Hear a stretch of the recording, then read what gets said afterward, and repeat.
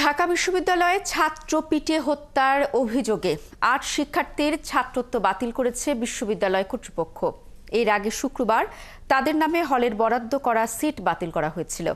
সাংবাদিকদের বিষয়গুলো নিশ্চিত করেন প্রক্টর সাইফুদ্দিন আহমেদ। এ সময় সাংবাদিকদের তিনি জানান, তদন্ত কমিটির চূড়ান্ত প্রতিবেদন পাওয়ার পর আর কেউ জড়িত থাকলে তাদের বিরুদ্ধেও একই রকম ব্যবস্থা নেওয়া হবে। তিনি আরও জানান, ঢাকা বিশ্ববিদ্যালয়ে রাজনীতি নিষিদ্ধের চূড়ান্ত সিদ্ধান্ত হয়নি, এ নিয়ে আলোচনা চলছে।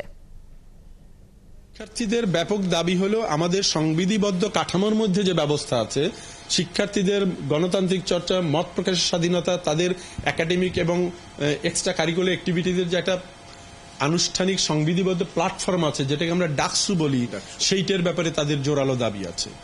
আমরা চাই অতি দ্রুত ডাকসু কার্যক্রম চালু করতে, বাট এতে আরো অনেক বৃহত্তর গোষ্ঠীর সাথে আলাপ আলোচনার দরকার আছে। আমরা সেই আলোচনাগুলো চালিয়ে যাচ্ছি এবং আলোচনাগুলো একটা পর্যায়ে আসলেই বিশ্ববিদ্যালয় কর্তৃপক্ষ একটা সিদ্ধান্ত আপনাদেরকে জানিয়ে দিবে।